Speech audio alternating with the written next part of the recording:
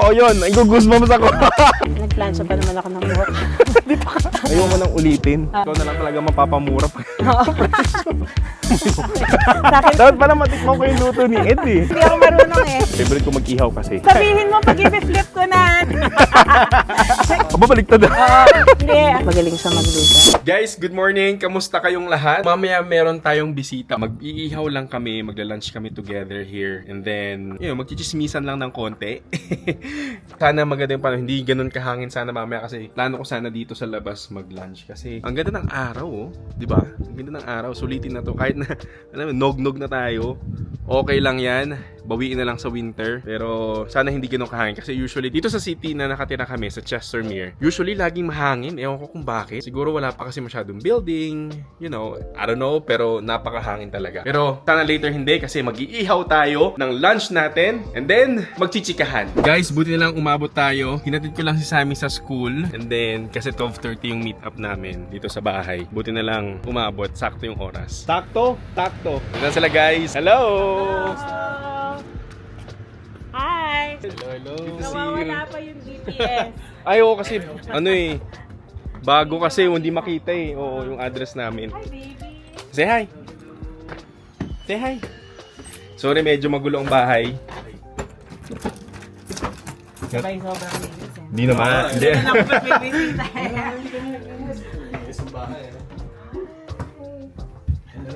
Pasok. Wala. Kami lang. Oh, pag wala akong kami lang. Pag wala akong ganap. Pasok. So anyway guys, so we have a visitor, the one and only, Miss Gillian Cortez Vlog. Sasamahan niya tayo ngayon, mag-iihaw tayo, kakain tayo ng lunch. Of course, with Edwin. Hello! Right here. And dito si Edwin. Yan. So ngayon guys, samahan nyo lang kaming ihaw, mag-lunch, and then learn something about buying a house or all about mortgages as well. Yeah. So tara, ihaw muna Sure. tayo. Usual na tanong kasi.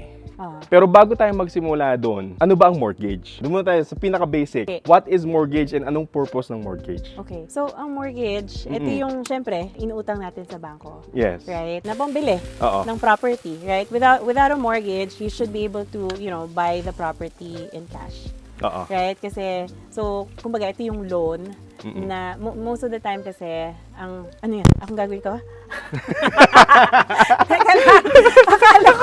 Akala ko papakainin mo lang ako dito. Hindi, lahat tayo magpo-barbecue para masaya. Magtatrabaho pala ako. Dapat nga magka-camping pa tayo. Okay. Oo. Pinagluto mo pa ako dito. Anyway, going buo back. Ba yan? Isang buo. Hindi, isang okay, buo. kasi ito yung loan, unless meron kang cash Oo. na tawag dito, na pambili ng property, most of the time, hindi naman available yon. Correct. Right? So, ito yung inuutang natin na loan sa bangko.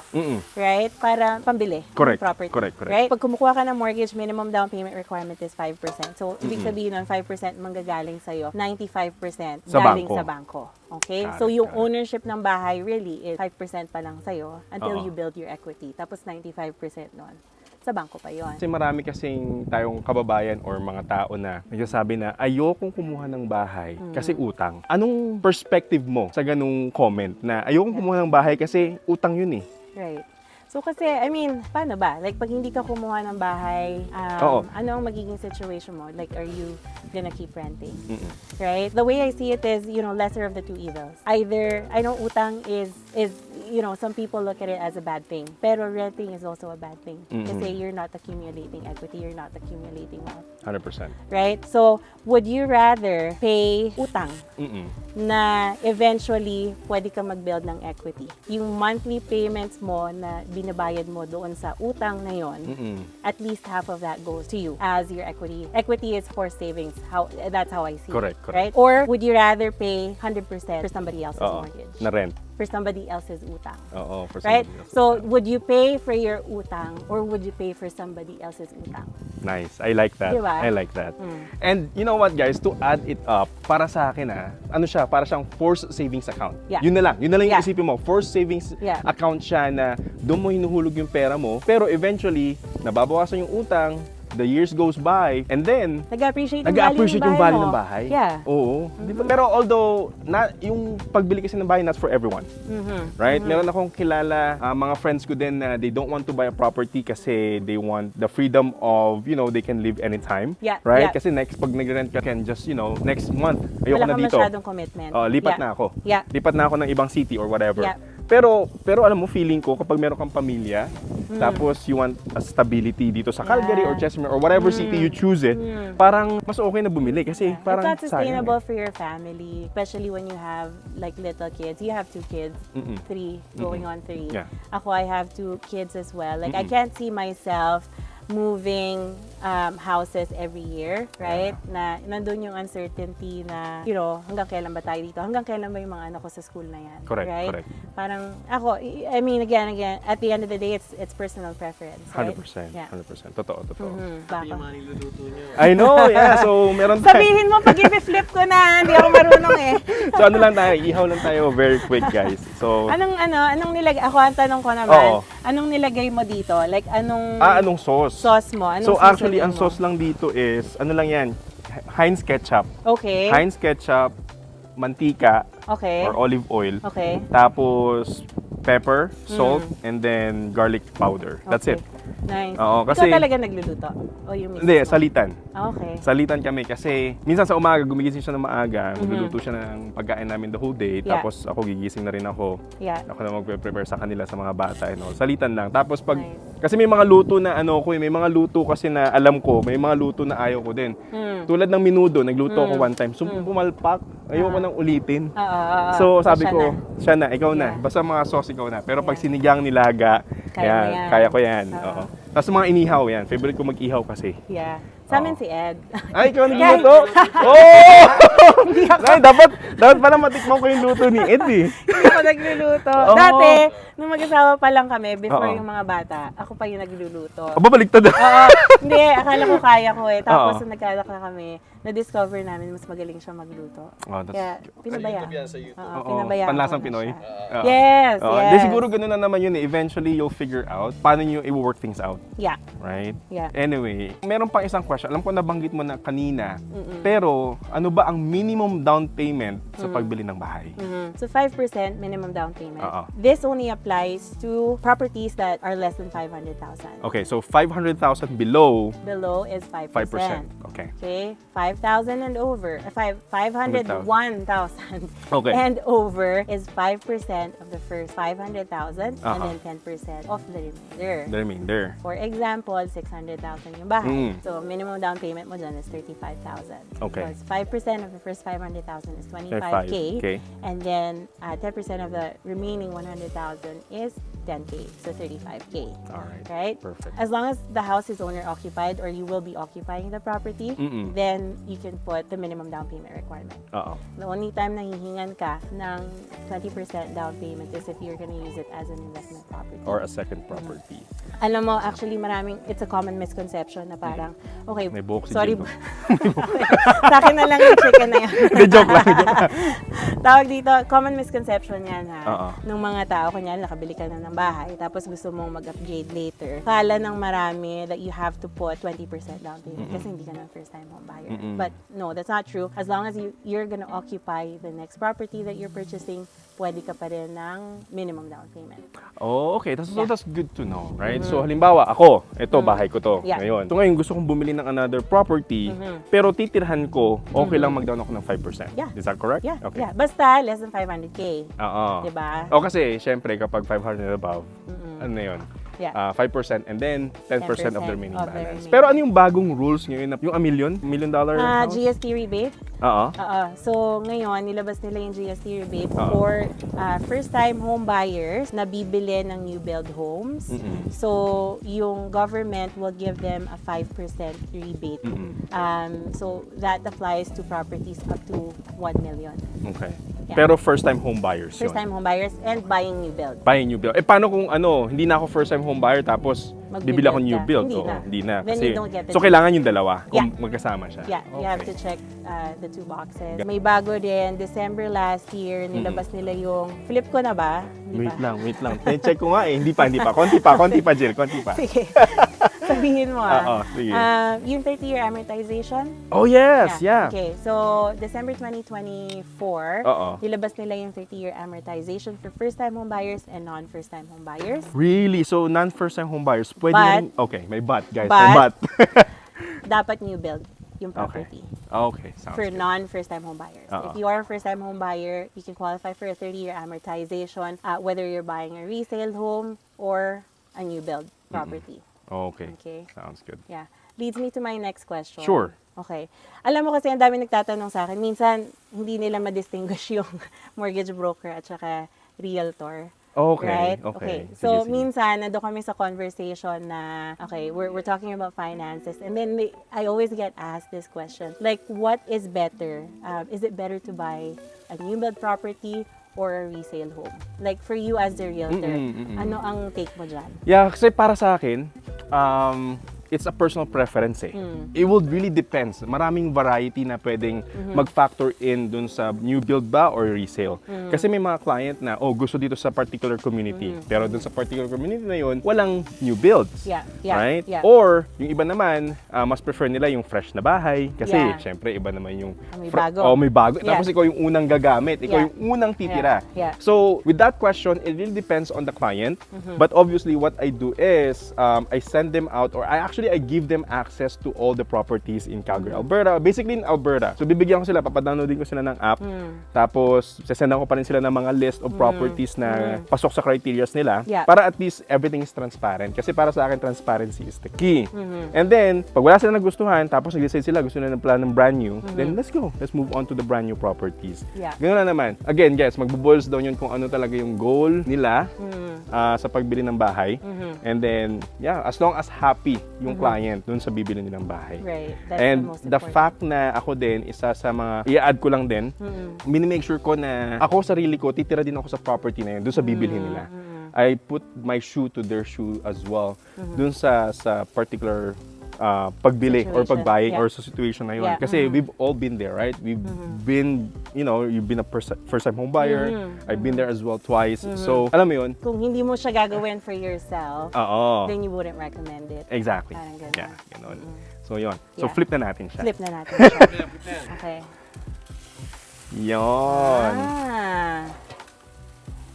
So, okay, ano ba ang... Kasi ito, tinatanong nila din lagi, ano bang mas mura, new build or resale? Like, like how would you compare yung prices? Actually, wala nang mura ngayon eh. Ikaw na lang talaga mapapamura pa. Diyos ko. Wala na, actually, wala nang mura. Depende sa bibilhin mong bahay. Yeah. So, townhouses, single houses, obviously, nagtaas na yung benchmark after COVID. Yeah. Right? For lane homes, at least 550 pataas or at least low 600s. Yun na yun. Okay. Tapos, single houses, at least sa Chestermere, wala ka nang makikita. Yung front car garage ha, Yeah. 700 above. Wow. Yun na yun. Wala ka nang makikita na 600. Mga 650, mga lane home, pero 1,100 square feet, medyo maliliit. So, tumaas na yung benchmark, guys. So, it really depends sa budget. Kaya magbo-boils down tayo sa pre-approval muna. Right, Oo. right. Kasi, yun yung first step natin. Magpa-pre-approval muna tayo para at least alam natin saan tayo magsisimula. Kung ano yung pasok sa budget natin. Right? Kasi mahirap naman ipilit na Yeah. na parang gusto ko tong property na to, $700,000, pero medyo mahirap pala siyang bayaran. Kaya, Ma-in love ka na sa property, tapos biglang hindi ka pala qualified. exactly. So, yun yun din. din yung purpose ng peer approval kasi we want to set the right expectation sa mga kliyente. Before we tell you, okay, go ahead and start looking for properties, titignan muna natin yung financial situation ninyo. Make sure na tama itong budget na to for you, right? Correct. And then, sa pre-approval stage, we'll let you know, okay, ganito, sa ganitong budget, ganito yung approximate monthly mortgage payments. Pasok ba yun sa budget ninyo? Because you have to consider other things too when buying a house, right? So, aside from the mortgage payments, sa totoo lang, may property taxes ka, may home insurance ka, meron kang utilities, Yeah. meron kang condo fees if you're buying a condo or a townhouse, groceries, alam mo yon, like expenses sa mga bata. There are other things to consider when it comes to buying a house. So it's not really just a mortgage payment, right? And yun yung minsan na merong parang hindi na-explain ng maayos. Na parang, okay, ito yung mortgage ko, 1,500 or 2,000 a month. Akala nila yun na yun. Yeah. Hindi guys, so as Gillian mentioned earlier, meron kang bills, other bills, insurance, you have to take that into account. You know, marami. Kaya kailangan handa tayo. At least, alam mo, minsan nga sasabi ko sa client ko, at least 3 to 6 months further out ka na, alam mo, mawala ka ng work, meron kang budget. Meron kang fallback. Meron kang fallback na at least, kasi lalo ngayon, medyo mahirap humanap ng work, right? Kasi marami ng population ng Calgary and Chestermere. So, kailangan prepared tayo as well. So, hindi natin pinapabayaan yung clients natin. Guys, kukunin ko lang yung sauce kasi malapit na siyang maluto. Okay. Kasi papahira natin siya ng sauce para medyo mas ma-flavor. Mas ma-flavor tsaka medyo babalik ako guys, sandali lang. Guys, nandito na yung ating sauce. So ano lang to, secret sauce natin to. Okay. So kung hindi na secret, alam ko na. Hindi, huwag mo sabihin kasi kung gusto niyo malaman, mag-comment down below kayo kung ano tong sauce na to. So iba pa yan doon sa marinate mo kanina? Almost same lang. Okay. Almost may same secret lang. Ano lang siya para kasi alam mo sa Seafood City, 'di ba Okay. yung barbecue nila medyo masosi. Okay. So, ang ginagawa pala nila, pag naluto na, tsaka nila papahiran ito para mag-ano pa siya, mag-manuot pa yung flavor. Para tutustahin pa dun sa sauce na yon. Okay. Yeah. So, anyway, Jill, just to let you know, guys, hindi lang si Gillian yung mag-isang nag-work in regards to approval. Meron siyang team behind her back. Yeah. So, we've decided kasi not too long ago to start up a team just so we can cater and we can maintain yung quality ng service namin. Right? Kasi as I started getting busier, you know, syempre, tao lang. Oh yeah, Alam mo yun, minsan nabibehind ka na kasi it's physically impossible to get back quicker dahil mag-isa ka lang gumagawa. Yeah, So, nung napansin ko na yan, okay, you know what, this is not fair for my client. I need to do something about this.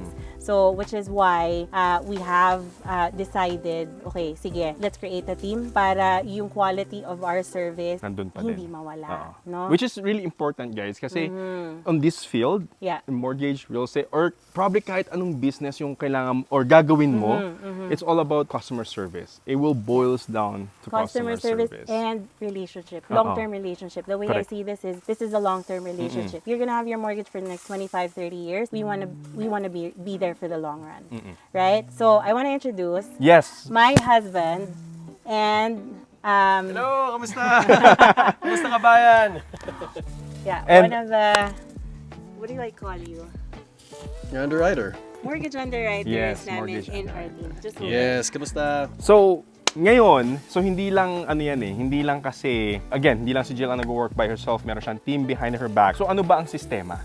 Kasi alam ko meron tayong system eh. Kasi you know what guys, I've been working with this team for probably 2 years now. And it's been great. It's been crazy great, right? It's so organized and everything is aligned. So ano ba yung sistema natin? Usually it starts off, once we receive yung information ng mga kliyente, we do the initial call. Initial consultation, and usually the one that does that is Gillian, right? My wife. It's a good team, it's a good. Yeah, I know. Sorry guys. And, she will do the initial assessment, right? Nung kliyente to see the whole financial picture. Okay. Right? Once na ma-assess niya yung financial picture ng kliyente, that's when we take over the file. Gotcha. Right? We collect supporting documents, make sure everything is in good standing when it comes to mga documents nila. Question ko lang, bakit kailangan natin makita yung the whole financial situation ng client? Minsan kasi may mga client na parang, ayoko magpa-pull ng SIN ko, ng tawag dito, ng credit ko kasi maapektuhan. And we will go to the second question na paano maapektuhan yung credit nyo, guys. Kasi isa yun sa mga critical question na lagi ko na-encounter. Ngayon, bakit kailangan makuha mo natin yung, or makita natin yung buong financial situation ng client? In that way, para makabigay kami ng firm na pre-approval. Okay. Right? That way, pag kunyari nag-offer na yung kliyente sa property na nagustuhan nila with the realtor, hindi tayo mag-fail. Okay. Hindi madi-decline yung file nyo once we Totoo. send your Guys, nagkakaroon file. ako ng goosebumps. Totoo yun! Nag-goosebumps ako! Ayan no! Totoo yun! Yun ang ano talaga. Kailangan yun. Kasi I've experienced it once and it broke my heart. Kasi merong client na actually napangakuan siya ng ganito approval natin, ganyan. But usually, even hindi sila Jill kasi alam ba, minsan kasi yung clients may ibang mortgage broker na prefer. So what I do is I connect with them, ano bang status, ganyan. That's why, tiwala ako kina Jill kasi pag merong approval, alam ko we're good to go. Let's go na. Let's find a property and we put an offer, boom, close the deal na yun. sa inyo na yung property. Yun yung iniiwasan natin basically. Once we send your file for an approval to the lender, to make sure na once na mag-submit kami sa lender, ma-approve tayo Exactly. within 2 to 3 days. Yeah. So going back dun sa question natin, pero mukhang kailangan na natin I-flip siyang na natin i-flip. to. Oo. So si Ed ang master chef natin ngayon. So Okay, no, definitely. Papahira na ba natin ang flip muna na ulit natin. Flip muna Flip natin, okay. Yes. Yan. Yun, sarap po. Tulto na to Oo. Slow Good cook. stuff. Meron. Slow cook habang nagchichikahan. Meron. Wow!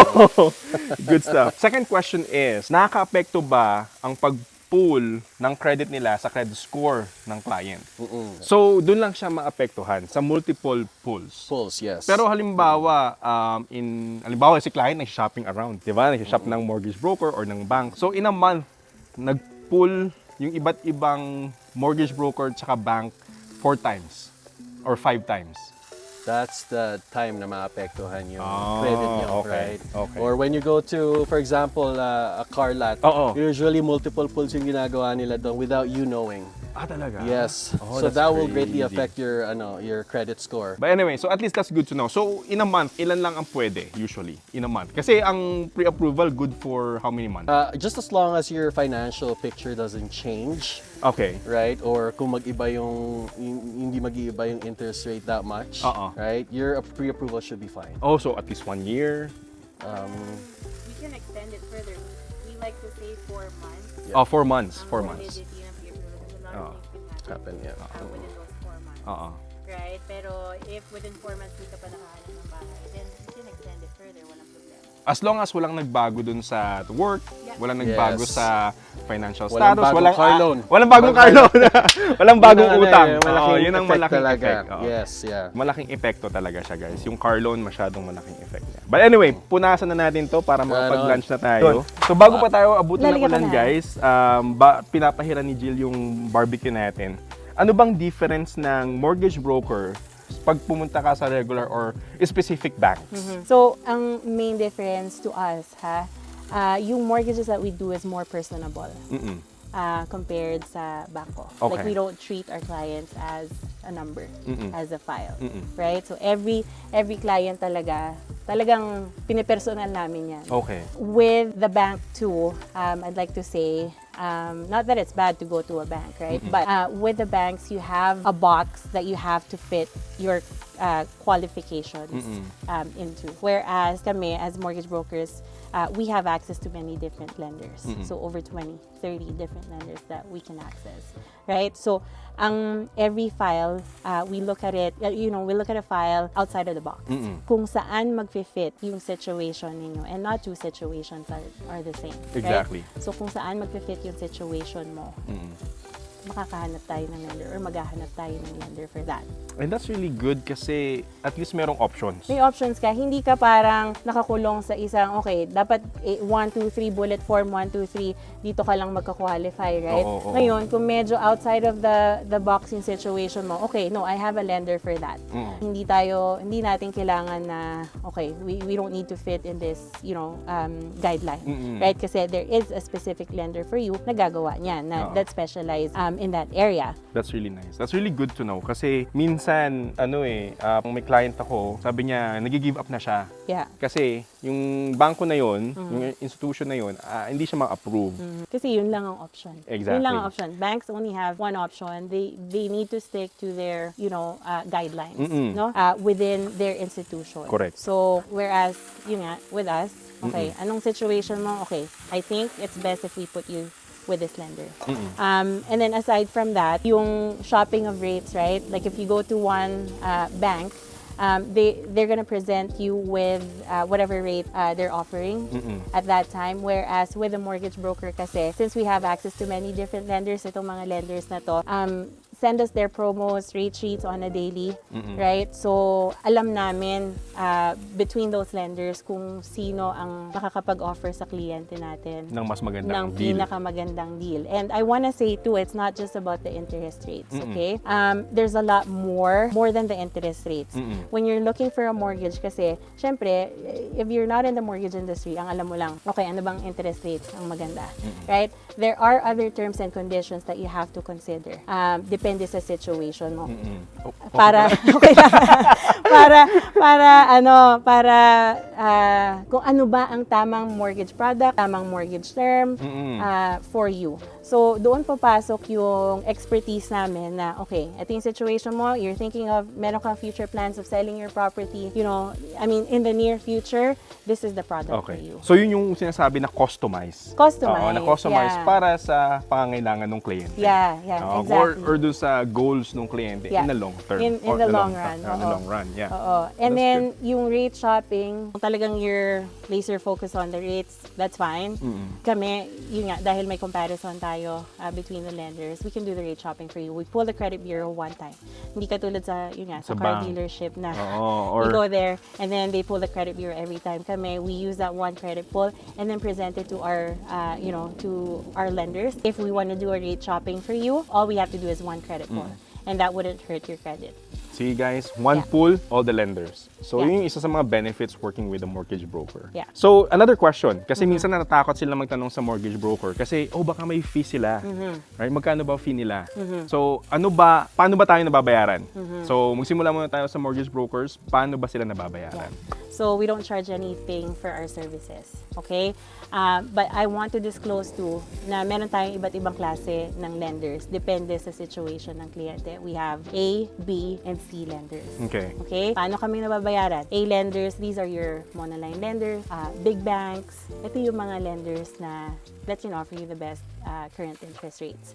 So you don't pay us anything. How we get paid is we get a one-time referral fee from the lenders once the deal It's closes. closed, yeah.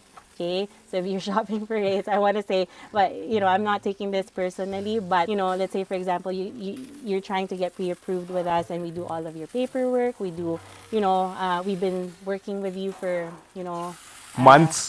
Yeah. or years, right? And then you decide last minute, okay, pupunta na lang ako sa ibang broker or sa ibang bangko. Then we don't get paid for the work that we've done for those, 6 months or 1 year. B lenders, same thing. Nakakakuha kami ng referral fee, but smaller referral fee from the mortgage lender, from the B lenders. Some brokers, pwedeng magpatong ng broker fee. Okay. Personally, sa akin, I don't do that kasi syempre, when we're placing our clients sa B lenders, I see it as a temporary solution. Okay. Okay? So, I don't mind getting paid less to place them with a B lender, knowing that we have an exit strategy for them and that we're able to move them to an A lender eventually. That is the goal. Correct. Both for me and the client. C lenders, ito naman yung private lenders. Okay, private lenders don't pay mortgage brokers anything. So if you're in that situation na talagang yung application would not fit yung si Seb. Seb, come here. It's raining. Yan yung anak ko. Kailangan pumasok, guys. Oo, ulan na. Let's go inside. Let's watch TV. Going back. So, yung C lenders or private lenders, yun naman, like we only take our clients there pag worst case scenario at wala na talagang way. So ano yung mga C lender? Private. Like Okay. these are your loan sharks. Gotcha. Right? So we don't like taking our clients there unless Kumukulog na, guys. Unless necessary na. Oo. Mag-foreclose na yung bahay ko, I need to do something, then okay, sige, we take you to a private lender. These private lenders don't pay us anything. Oo. So that's the only time that we add a fee. A broker's fee. As a broker Oo, fee. Pero okay. we rarely take our clients to the private lenders kasi if there is a way to make them fit sa A or B lender, that's our preference. That's a priority. Yeah. All right, sounds good. And also to add to the question earlier, sa mga realtors naman, Oh, yeah. we get paid. We get paid by the sellers. So if you're a buyer, you're lucky. For now, kasi we are getting paid by the sellers. Sila po yung nagbabayad sa mga realtors. And we are not getting paid until the deals closes as well. Same din po yun sa mga mortgage broker. Kasi yun yung frequent question eh. Takot ako lumapit dun sa realtor kasi Babayad baka ka na. mabayad na. Yeah. Oo, may Yeah. bayad ng consultation fee. Yeah. Mga ganun, di ba? Yeah. Kasi sa mga, what do you call it? Sa immigration companies, di ba, may consultation May fee. consultation fee na, Right? yeah. So may mga mga ganun silang pay. But kami, for us, wala po kami consultation fees. Nagbabayad po sa amin is sellers, sa realtors, and sa mortgage brokers. Or the Nagbabayad po sa lenders. kanila is the lenders. Yeah, so libre when you are buying, libre. Oo. Magastos lang kapag ikaw na ang magbebenta. And full disclosure, ang fee po ng mga realtors is if you're planning to sell your house Yeah. is 7% on the first 100,000 Okay. and 3% on the remaining balance. And that will split into two. That will split into two. Kala mo ganun kalaki, no? Parang kayo lahat Hindi, yan. hindi mapupunta sa ano yun, sa agent, sa selling agent. I-split po yun sa dalawa. Yeah. And kung ano man yung amount na na-split nun in half, that goes to the buying agent and the other half goes to the selling agent. Selling agent. Yes. Okay, So yun. good to know. Umuulan na, guys. Sayang, hindi tayo makakain dito sa labas. Gusto ko pa naman Yun kumain na. dito sa labas. Ayun Yes, na, yes. nagbabrown na siya. Oh. Ito yung sinasabi ko kanina. So, sa Seafood City kasi, ganito yung ginagawa nila. So, pag medyo luto na siya, papahiran nila last minute para maging ganito. Magkaroon ng mga crust-crust. Okay. Kung meron kang advice for someone who's looking into getting into the market today, Okay. ano ang best advice mo? Probably the first and foremost that I will apply to myself as well. Bibili ka lang ng bahay if ready ka na. That's it. Wala nang iba. If you're ready financially, emotionally, Yeah. go for it. Yeah. Meron kang enough for down payment. You have, kasi ang home ownership kasi aside from, billings and all or utilities, syempre responsibility na yun eh. Halimbawa, masira yung hot water tank mo. Yeah, yeah. Masira yung bubong mo. Yeah. Right? Kailangan meron kang additional or set aside budget Yeah. to fix those things. Yeah. Kasi although may insurance naman, right? Pero syempre, tataas naman yung insurance premium mo, right? So, just be prepared. Yun lang naman yung ma-advise ko. And again, medyo may responsibility siya, pero the freedom that home ownership gives you is, way better. Like, ewan ko. Yeah. Ikaw, Yeah. anong ano mo? No. Ako din, kasi ang dami nagtatanong, should I wait for house prices to cool down? Or should I wait for like interest rates to, to Go get down. lower, to go down, right? No one can tell. Oo. Kasi, right, there's a lot of things that affect yung market natin, yung interest rates natin. Na even us as mortgage Brokers. experts and realtors, we cannot foresee the future, Totoo. right? Pero marami nagsasabi na, ganito mag-crash yung market, whatever. Guys, walang makakapagsabi ng future. God Yeah. knows Yeah. what happened in the future, COVID, yung COVID nga di ba? Sino ba nag-expect ng COVID? Nung COVID kasi doon talaga busiest. That was the Oo. busiest time in the market na bagsak talaga yung interest rates. Less than 2% yung interest rates, Correct. right? But that was the only time na nangyari yung interest Oo. rates na yun. But you know what? There's one thing I can guarantee you guys. Kapag hindi ka pa bumili ng bahay ngayon, in the next year, what can you afford? Yun lang. Exactly. Kasi, ito na lang, concrete example guys. Itong bahay ko, townhouse siya, wala siyang condo fee. Nabili ko siya last year. So, ang interest rate ko nun is 5.8. Magkano na interest rate natin ngayon? 4.19%. Tingnan mo, ang laking change noon, ang Yeah. laking difference noon. Pero I still choose it kasi ngayon 440 ko siya nabili, ngayon I can sell it for 580, 585. Yeah. Ganun kabilis. And starting brand new nila 510, 1,100 square feet. Right. So, kumita ka na within oo, a year. meron na. And I mean, you can't really look at it as, sometimes gusto natin manalo sa lahat ng angles. Right? I wanna win sa interest rate. I wanna win sa presyo ng bahay. In reality, sa totoong buhay, you win some, you lose some. Exactly. Right? Totoo. So, I mean, in your case, nanalo ka because of the house price. Exactly. But you lost sa Oh, interest interest rate. rate. Pero, And that's okay. it's okay. That's life, right? Talagang, ngayon naman, kung ngayon mo siya ginawa, na bili mo siya ng mas mahal, but with a lower interest rate. Right? Pero magkano na yung presyo ng bahay na mabibili Exactly. ko noon? Exactly. Right? So, you just have to weigh it in. And again, sabi ni Jill kanina, you can't win everything. You just have to let go and move on and move forward, right? But we're here to, anong tawag dito? We're here to help you make those small wins. Kumbaga. Yes, exactly. And we're here to guide you guys, to guide you step by step, the process. Kasi syempre, we're doing this every day. This is our Yeah. full-time job. Yeah. We're doing this every day, kaya parang para sa amin, pag nakita na namin yung contract or yung okay, tapos na. Pero Yeah. in a regular person, syempre, medyo complicated and overwhelming. Yeah. Right? So, the reason why we exist is to guide you and to support you in regards to your home buying process, your mortgage application, you know, and to make life easier. Exactly. Right? Exactly. Pero last na, kung ikaw, Jill, anong masasabi mo or ma-advise mo sa mga first-time home buyers natin? Ano ba? I mean, Binato ka sa akin yung tanong, eh, no? no. Hindi, balik tayo doon. Buy when you're ready. Sort out your financing first and foremost, right? Huwag muna kayong magtingin ng property until you sort out your mortgage financing, until you get an idea of your current situation. Kasi, katulad na sinabi mo kanina doon, papasok yung heartbreak eh. Oo. We want the home buying experience to be an enjoyable one. And this is supposed to be stress-free.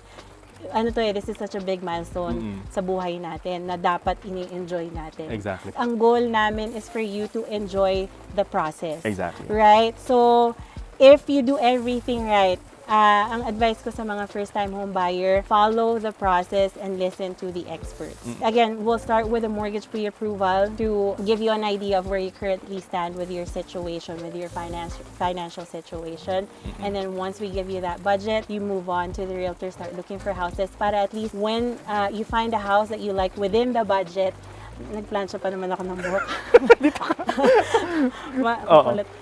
Tawag dito, pag nakahanap ka na ng bahay, within the budget na ibibigay namin sa inyo, nandun yung confidence na, okay, I know I can write an offer, I know, alam ko kung anong financial expectations ko dito sa property. Correct. So yun.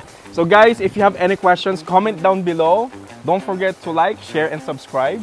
And we'll see you on the next video. Umuulan na. I know. Thank you. Thank you, guys. Thank you. Luto Alright. na yan. Luto na yan.